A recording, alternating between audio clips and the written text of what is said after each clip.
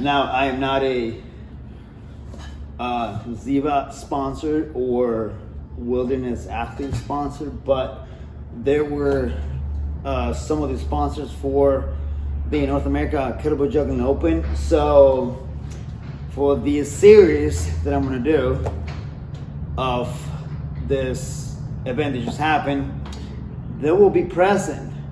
So big shout out to these two companies. Love these kettlebells. That's all I use for my training. That's what we use for the competition. Very pleased with it. Good stuff. What's up, fam? Welcome back to another episode of Grind to Grow. So we're gonna keep this kettlebell juggling series going, and eventually I will have the opportunity to but to talk to all the coaches or the athletes that were present at the competition, and then also to the bigger events that are coming up. Not to say that what we have was big, because it was huge, but we're going into the World Games that was just announced. That's going to be in London, November 1st and 2nd, so we got to get ready. So one thing that I want to share is what I learned, a few things that I learned during those few days. Now, I can imagine if I was there for a month around that caliber of coaches, the skill level, how they break things down, how they explain it, how they able to coach it. Because, like I mentioned in the previous episode, they took like 30-something, 40 people in a course of one day to be able to do a whole, like a small flow routine, which was awesome. So that requires great coaching. That was not just an accident, that was great coaching. So again, big shout out to all the coaches that led all those workshops. You guys did amazing. So here's a few things that I learned there that I am implementing into my own training from now until the World Games. I've mentioned this in the past that I've been dealing with some setbacks, injuries, annoying stuff. Wow, I can't speak today. So before the games, before this competition, and I think it was Sean Pierce who said this in one of his videos, something about micro sessions. So I was like, okay, how do I incorporate that into my training? So I started doing like tiny little combos or whatever that I came up with in between, like every other round or so during my regular workout, especially when I had a strength day, like today, it was leg day. So every other round, took my rest, and then I did a little bit of juggling. It was something very simple, but I just used it as a time to loosen up the body, to warm up, so eventually at the end of the workout, I can do maybe a full routine or work on a specific skill. Maybe I want to, whatever, right? And then during one of the workshop, Hermano Tomas, he was coaching me through some stuff, and he kept telling me, slow down, pause, take a deep breath, reset, and go again. So going back to the ability to be composed, in control of your movements. And this is something that Jerry went over on his workshops, and he was telling us that we need to learn how to control our bodies as we move the kettlebell, especially when we start to move from side to side, making those, big turns, kettlebell goes up in the air and stuff like that. So I got to the point where I was able to slow down, really process what I was trying to do, trying to accomplish, and make it more fluid. Because I kind of knew what I was doing, but not really until I got there.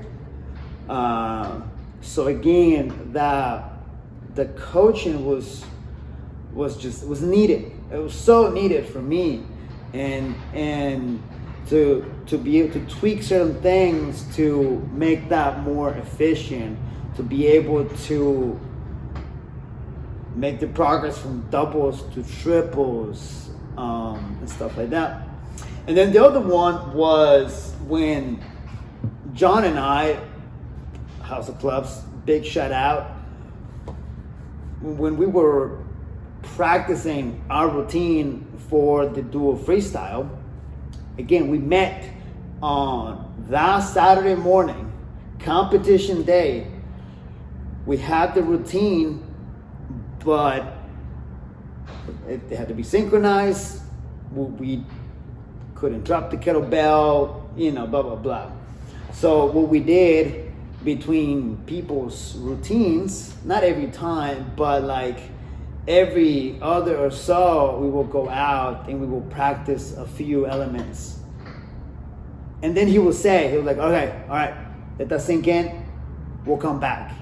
And we did that a few times and it worked so good, because we were giving our bodies, our minds, our brains, emotions that reset to like rest, reset, and come back. And it works so good. So I want to give a big shout out to John for teaching me that. And I don't know if he was trying to teach me that, but if he did, whether he was trying or not, I soaked so much information during those 3 days that I was there. I learned so much. I was having so much fun. People kept telling me when I came back, they're like, dude, look, you had like such a huge smile in your pictures. You look like you were having a blast, and I did, and I know a lot of us did, because we still talking about it. We still posting videos, reposting videos, and it was awesome. So I am learning more and more on how to program better, so I don't overdo certain things, to make sure that I'm giving my body the proper rest, and to make sure that I am paying attention to those little things that I have to tweak, that is going to make a difference later on when I put together that routine or try that combo or the new, whatever. One thing that I mentioned also in the past is the importance of getting a coach. Also want to give a big shout out to Carlos from España, mi otro hermano, because he is my coach. And before the games in Spain, I had the opportunity to go over there and train with him, like one-on-one. It was awesome. It was so much fun. It was amazing. So it just like fitness, this craft, this discipline, there was so much to it. There's so much to learn. So much, and it's so much fun. And once you get into it, you just can't stop. And we all say this, on our posts, stories, and the comments. It's just, you have the bug, and you just, you don't want to stop. So it's a good feeling to find something that you enjoy. So for those of you who are still looking to find that something that you want to do and you don't know what it is, I'm not saying, actually I am saying, go try kettlebell juggling. But if you do, especially if you're new to kettlebells, find a coach, find a class somebody who has experience with it, so you can learn the proper technique, so you can learn the right way, and you can see the progress, because it's very different than any other piece of equipment. It takes lots of practice to learn the basics. That is going to allow you to make that progress in other movements. So, and then after that, you try kettlebell juggling. And then you try kettlebell juggling, then you get hooked into kettlebell juggling. Then you start following everybody like I did. And then you're gonna go to the games. And then you're in. Pretty much. That's what happened to me. That's literally what happened to me. So fam, get a coach. Okay? You need it. I need it. We all do. So once again, for those of you who are interested in kettlebell juggling, there's some stuff that I can teach you, but there's also several coaches out there that are just amazing that I would recommend in a heartbeat, whether you're in Panama, with Beto, Carlos in Spain, Quique in Spain, Colin in New York, Justin in New York, Sean up in Canada, Jared in Nashville. I forget where Steph and Bill are from. Is it Michigan? Massachusetts? Not Minnesota? No, I've seen snow. Is it Michigan? I forgot. I'm sorry, guys. But anyways, I know great coaches. So if you want to learn kettlebell juggling, let me know, because I got you. Also, go check out Ziva.